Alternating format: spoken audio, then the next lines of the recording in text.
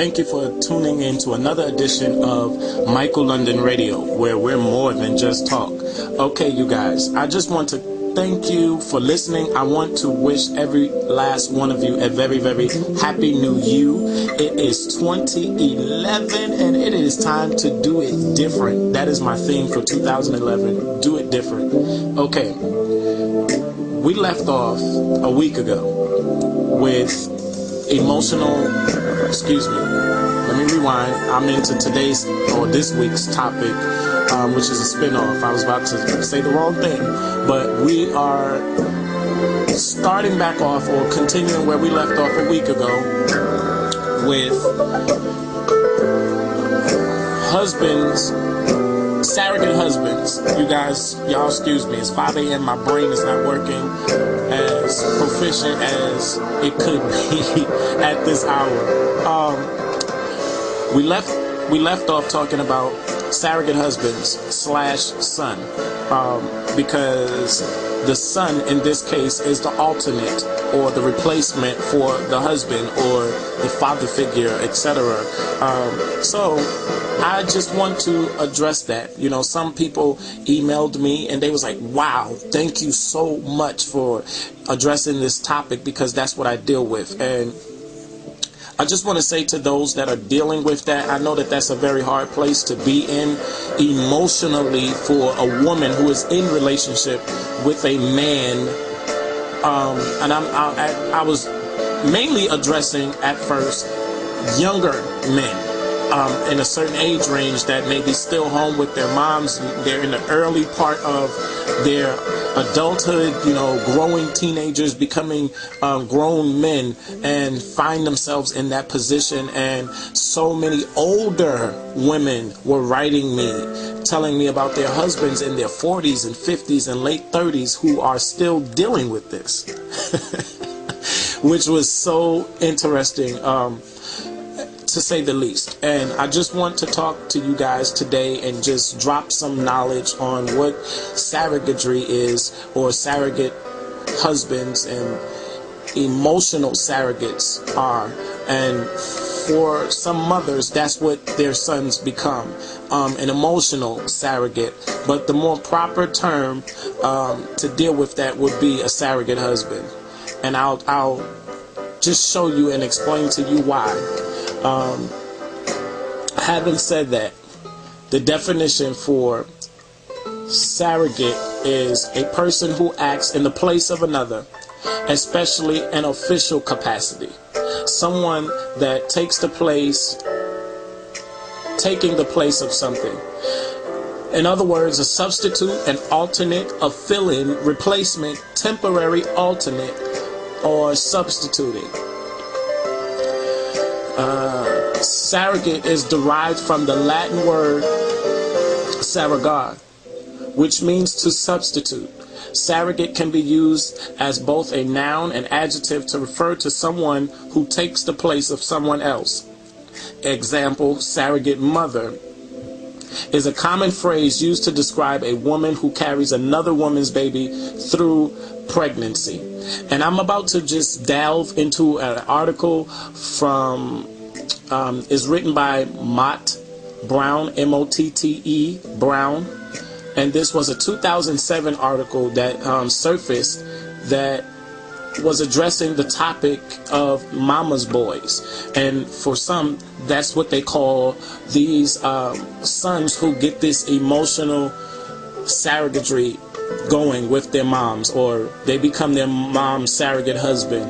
They call them mama's boys in some cases, those that just really can't break free. You know, it's one thing to have a great bond with your mother and to have that great relationship where you look out for mom, you do your best by mom, you honor your mother, you respect your mother, but it's a difference when you cannot even move on with your own life to live your own life. Christian principle, let me just drop that real quick. Christian principle when it comes to marriage and relationships says to leave, to cleave. And sometimes there's so many different circumstances that will cause you to feel like I got to stick around for mama, and those things are to be understood. Some of us are dealing with parents who are elderly, who are sickly, who got so many different problems, and you just want to be there to look out. But you can still be there, but just do it from a distance and take care of you and your household, the house that you are building. So let me go on to say it. This article by Mott Brown was in response to, or in relation to, a blog that was written by Anthony Bradley. And Anthony Bradley was crying out to some local church leaders, saying, let's help some of the men in our ministry or in our church get their masculinity back, because they were dealing with men whose moms were what I call smothers, where they were very protective of them, etc., etc. And these men, or most of them, grew up as children where they were able to do just very little, because their mom had this fear of them getting hurt, so many different things. So let me just read portions of this and give you guys some details. Bradley writes that mama's boys, typically come from mothers who are passive, abusive. Bradley writes that mama's boys typically come from mothers with, let me make that clear, with passive, abusive, or absent husbands. He says that without a father to keep the natural affections of a mother in check, women can actually become too close to their sons. And a son's unhealthy closeness with a mother can be emasculating. In order to satisfy her own needs, many mothers keep their sons from entertaining the world of men, claiming that he'll get hurt, he'll get dirty, it's not safe for him, and so on. She may even continue to call her son an emasculating nickname, like my little sweet boy. For many moms, sons are easier to relate to than grown men. She can be intimate with her son without experiencing conflicts she might have with the man that she can't manipulate or control. So let's pause there for a second.